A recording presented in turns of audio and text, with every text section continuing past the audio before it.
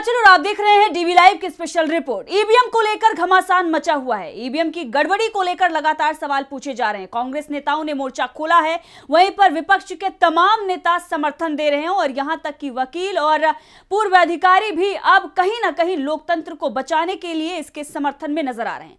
इसके साथ ही एक बड़ा सवाल जो लगातार चुनाव आयोग पर खड़ा होता आ रहा है कि चुनाव आयोग इस पूरे मामले में खामोश क्यों है।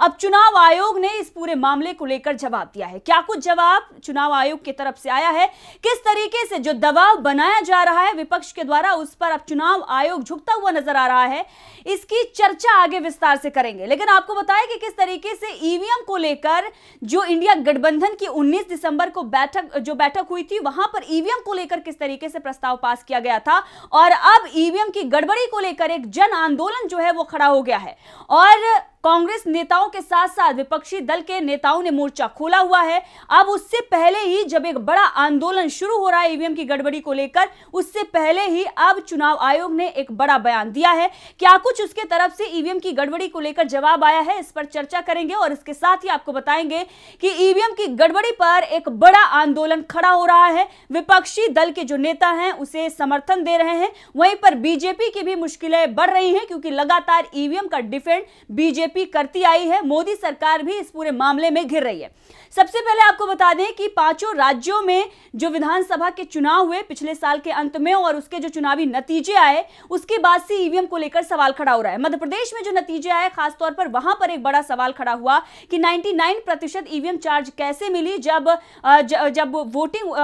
काउंटिंग हो रही थी उस वक्त एक बड़ा सवाल खड़ा हुआ और उसके बाद कई बड़े नेता, दिग्विजय सिंह जैसे नेता जो हैं वो लगातार इस पर चर्चा कर रहे हैं। वहीं पर सुप्रीम कोर्ट के वकील जो हैं वो भी इस पूरे मामले में कहीं ना कहीं अपनी राय रख रहे हैं और इससे जो जनता है वो भी इस पूरे मामले को लेकर चुनाव आयोग से जवाब चाहती थी। दिग्विजय सिंह लगातार इस मुद्दे को लेकर बयान दे रहे हैं। दिग्विजय सिंह ने तो यह भी बयान दिया है कि 2003 से ही वो ये कहते आए हैं कि उन्हें ईवीएम पर भरोसा नहीं है। साथ ही उन्होंने ये भी मांग की है कि मतदाताओं को वीवीपैट पर्चियां दी जाए जिन्हें बाद में मतपेटियों में डाला जाए, जो कि इंडिया गठबंधन की बैठक में प्रस्ताव में भी इसी बात पर चर्चा हुई थी। अब इसको लगातार लेकर जिस तरीके से सवाल खड़े हो रहे हैं इस पर कांग्रेस के नेता जो हैं चर्चा कर रहे हैं। सैम पित्रोदा ने भी सवाल खड़ा किया था। उन्होंने ये कहा था कि अगर ईवीएम से चुनाव होता है तो जो बीजेपी है और मोदी जो हैं वो फिर से प्रधानमंत्री बनेंगे और बीजेपी को 400 प्लस सीटें मिलेंगी। क्या कुछ उन्होंने ईवीएम को लेकर और भी बयान दिया है वो भी आपको सुनाते हैं और उसके बाद आगे विस्तार से इस पूरे मामले को चर्चा करते हैं। जन आंदोलन की बात आपको बताएंगे और इसके साथ ही आपको बताएंगे चुनाव आयोग ने किस तरीके से प्रेशर में आकर एक बयान, एक जवाब जो है वो जारी किया है। सुनिए। The answer is yes. The answer is yes, mainly because of the way VVPAD is introduced, attached, working, and it makes electronic voting machine not a standalone machine. There is a report of the Citizens Commission on Election. अगर आप ये report को पढ़िए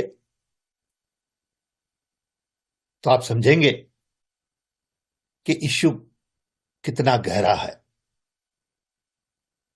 This report has been signed by 6,500 citizens. It has distinguished IAS officers, scientists, engineers, and many others. ये justice Lokur lead commission है। इन्होंने बहुत सारी चीजें पढ़ी है।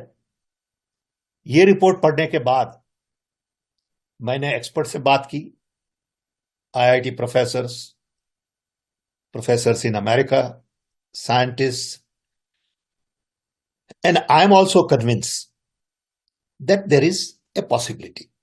तो सुना आपने कांग्रेस के दिग्गज नेता सैम पित्रोदा का यह बयान, किस तरीके से वो ये कह रहे हैं कि हाँ ईवीएम में गड़बड़ी की जा सकती है, इस बात को वो खुद मानते हैं। इसके साथ ही उन्होंने ये भी बताया कि किस तरीके से रिपोर्ट से ये समझा जा सकता है कि ईवीएम में कितनी बड़ी गड़बड़ी हो सकती है। और वहीं पर अगर आप देखेंगे तो जो विकसित देश है वहां पर ईवीएम पर भी बैन लग चुका है। अब जब ये तमाम सवाल खड़े हुए और लगातार ईवीएम को लेकर जो जन आंदोलन है वो बढ़ता ही जा रहा है, अब इस पर ईवीएम को लेकर चुनाव आयोग ने जवाब दिया है। दरअसल अगस्त में ही विपक्षी दलों के द्वारा सवाल पूछे गए थे और ईवीएम को लेकर चुनाव आयोग से जवाब मांगा गया था। हालांकि अभी भी ईवीएम को लेकर जो सवाल हैं, बड़े सवाल हैं, उसका जवाब अभी तक चुनाव आयोग की तरफ से नहीं आया है। लेकिन जिस तरीके से मामला बढ़ता जा रहा है और लोकसभा चुनाव से पहले इसको एक बड़ा मुद्दा और जन आंदोलन के रूप में देखा जा रहा है, अब उससे पहले एक बड़ा जवाब जो है वो चुनाव आयोग की तरफ से आया है। क्योंकि तमाम सवाल जो है वो चुनाव आयोग से पूछे गए थे और इसमें यह सवाल यह भी है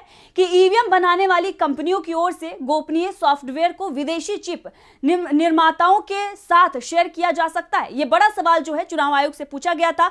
अब इस पर चुनाव आयोग ने यह जवाब दिया है कि माइक्रो कंट्रोलर्स को हाई लेवल सिक्योरिटी और उसके उपायों के तहत फर्मवेयर के साथ पोर्ट किया जाता है। इसके लिए 4 लेयर सिक्योरिटी होती है और माइक्रो कंट्रोलर्स को L3 सिक्योरिटी में पोर्ट किया जाता है, जहां पर सिर्फ गिने चुने लोगों को ही एंट्री होती है। माइक्रो कंट्रोलर में फर्मवेयर प्रोग्राम लोड करने में किसी भी बाहरी एजेंसी, चाहे वो देशी हो या फिर विदेशी, शामिल नहीं किया जाता है। ये बड़ा जवाब जो है वो चुनाव आयोग की तरफ से आया है।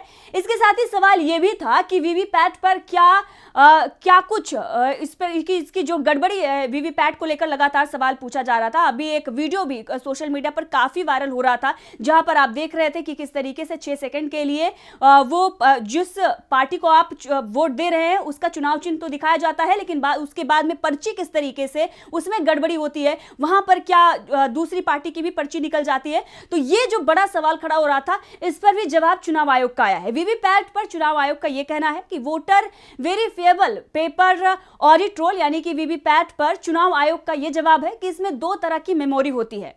एक जहां पर प्रोग्राम इंस्ट्रक्शंस माइक्रो कंट्रोलर्स के लिए रखी जाती हैं, जिसे केवल एक बार प्रोग्राम किया जा सकता है। दूसरी वो जहां ग्राफिकल इमेज स्टोर की जाती है, वो जगह जहां पर उम्मीदवारों या उसके प्रतिनिधियों की उपस्थिति में उम्मीदवारों के प्रतीक चिन्ह को लोड किए जाते हैं। यह जवाब था चुनाव आयोग का। इसके साथ ही एक बड़ा सवाल यह है कि जब तमाम देशों में ईवीएम पर बैन लगा हुआ है तो भारत में ही क्यों होता है। इस पर सवाल यह था कि क्या प्रतिबंधित जर्मनी वाली मशीन भारतीय ईवीएम से अलग है। इस सवाल के जवाब में चुनाव आयोग ने यह बताया है कि ईवीएम का निर्माण केंद्र सरकार के सार्वजनिक उपक्रमों से सुरक्षित सुविधाओं के साथ किया जाता है और इसको एक कठोर थर्ड पार्टी टेस्टिंग से गुजरना पड़ता है। भारतीय ईवीएम मजबूत है और इसमें उस टेक्नोलॉजी और प्रोसेस को लागू किया जाता है जो अलग है। भारत के सुप्रीम कोर्ट और अलग अलग हार्ड कोर्ट्स ने बार बार मशीनों की जांच की है और ECI की ईवीएम पर भरोसा जताया है। तो एक तरीके से सफाई जो है वो चुनाव आयोग की तरफ से दी गई है। ये सारे सवाल थे, इनका जवाब दिया गया है और भी कई सवाल है। लेकिन जो बड़े सवाल थे, अभी भी वीवीपैट को लेकर जो सवाल खड़ा हो रहा है, तमाम तरह की बातें जो हैं वो की जा रही है, हैकिंग को लेकर जो खबरें आ रही हैं, इस पर अभी भी एक तरीके से संतुष्टि जो है वो जनता को नहीं हो पाई है। विपक्ष के नेता अभी भी इस पर सवाल खड़ा कर रहे हैं, कांग्रेस भी इस पर सवाल खड़ा कर रही है।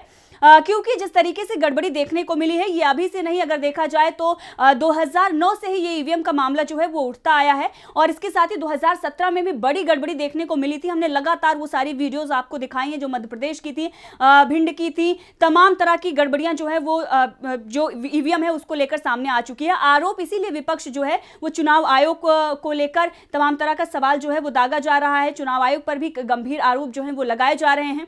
अब ऐसे में एक जन आंदोलन जो है वो खड़ा हो रहा है। किस तरीके से सुप्रीम कोर्ट के वकील महमूद प्राचा ने एक बड़ा बयान जो है वो दिया है और इसके साथ ही जन आंदोलन की बात की है, वो आपको बयान सुनाएंगे। महमूद प्राचा किस तरीके से ईवीएम को लेकर चुनाव आयोग को चुनौती दे रहे हैं और ये कह रहे हैं कि 50 ईवीएम अगर उन्हें दे दी जाए तो फिर वो दिखाएंगे कि किस तरीके से ईवीएम को हैक किया जा सकता है। सील बंद ईवीएम उन्हें दी जाए, इसका भी जिक्र किया है और इसके साथ ही एक बड़ी चुनौती उनके तरफ से पेश की गई है। क्या कुछ उन्होंने कहा है, सुनिए।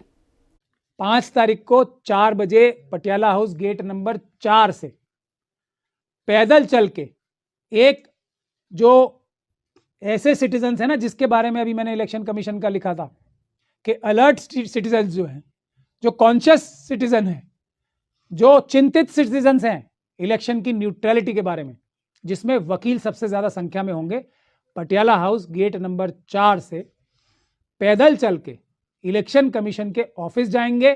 हम इलेक्शन कमीशन से रिक्वेस्ट भी लेटर भेज रहे हैं उन्हें कि वो इस डेलीगेशन को जो कि पैदल चल के आएगा, उन्हीं की आह्वान पे, जो आह्वान उन्होंने 2017 से कर रखा है कि सभी सिटीजन्स जो है वो चौकन्ने रहें और अगर कोई धांधली गड़बड़ी नजर आए तो उसके बारे में एक्शन लें, हमारे संज्ञान में लाएं।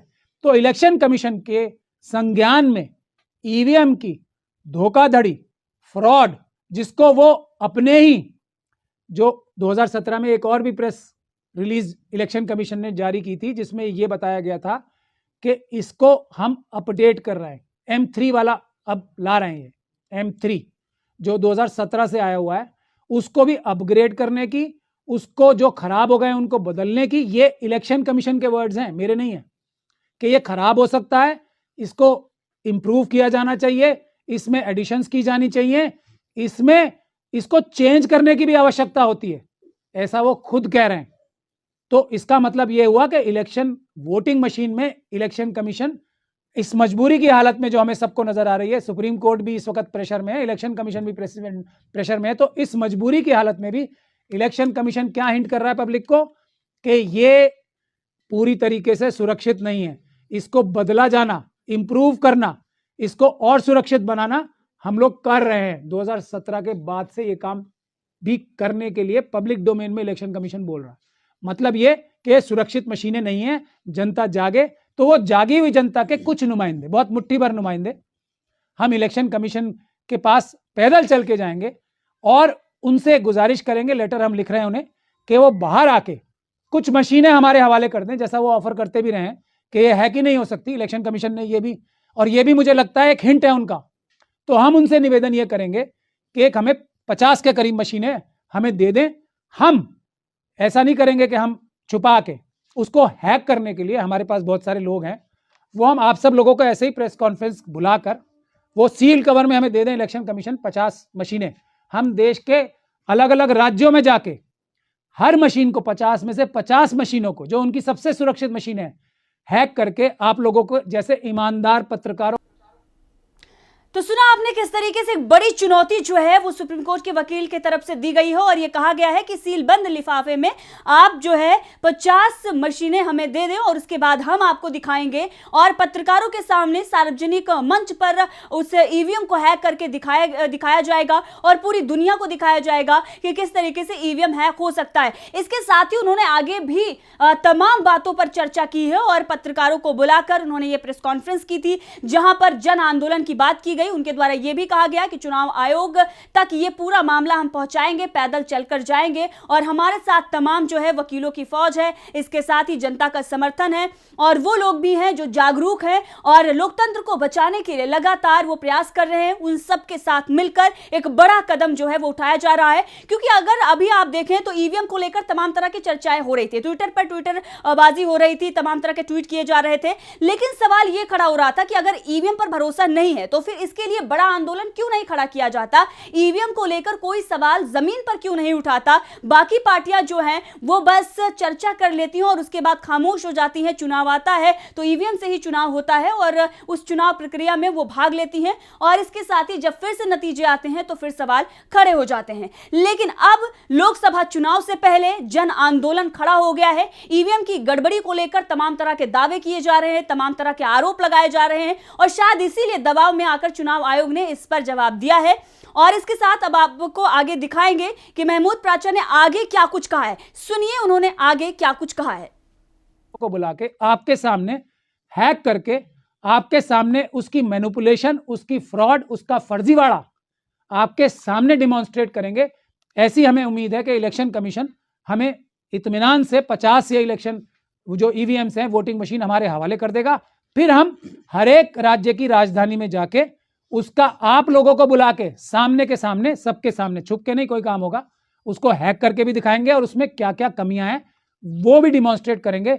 ये एक जायज मांग है। मुझे लगता है इलेक्शन कमीशन को ये बात मान लेनी चाहिए और अगर इससे वो पीछे हटता है तो इस बात में किसी को कोई शक और शुबे की गुंजाइश ही नहीं रह जानी चाहिए कि ईवीएम एक धोखा है डेमोक्रेसी के लिए, भारत के संविधान के लिए। भारत देश को सबसे बड़ा खतरा अगर कोई है तो ईवीएम है।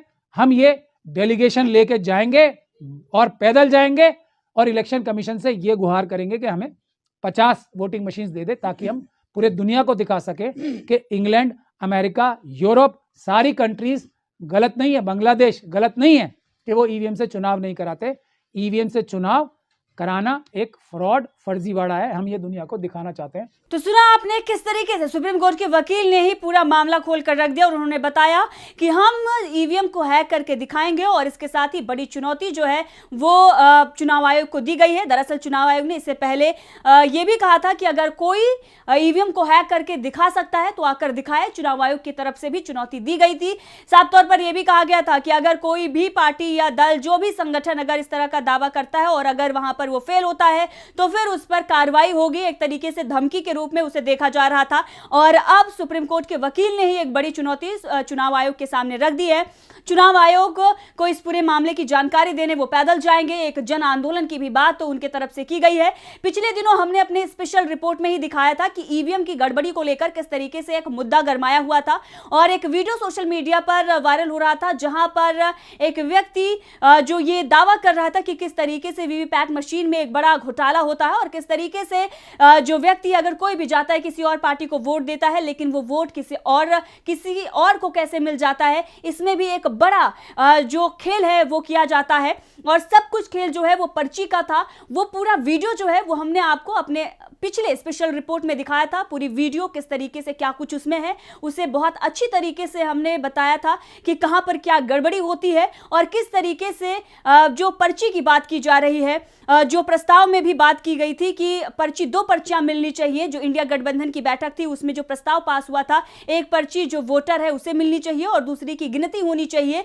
उस पर भी हमने अच्छे से बात की थी और पूरा वीडियो जो है वो हमने आपको दिखाया था, आप देख सकते हैं। लेकिन इस वक्त जिस तरीके से सवाल खड़ा हो रहा है ईवीएम को लेकर और घमासान मचा हुआ है, चुनाव आयोग ने अब इस पर झुकते हुए कुछ सवालों के जवाब पेश किए हैं, लेकिन अभी भी कई गंभीर सवाल हैं जिसका जवाब मिलना बाकी है। उसके तरफ दूसरी तरफ अगर देखा जाए तो ईवीएम की गड़बड़ी को लेकर मामला सुप्रीम कोर्ट में भी चल रहा है। क्या कुछ वहां से फैसला आता है उस पर भी सबकी निगाहें टिकी हुई हैं। हालांकि चुनाव से पहले ईवीएम एक बड़ा मुद्दा बनता हुआ नजर आ रहा है। देखते रहिए डीवी लाइव, मैं आंचल।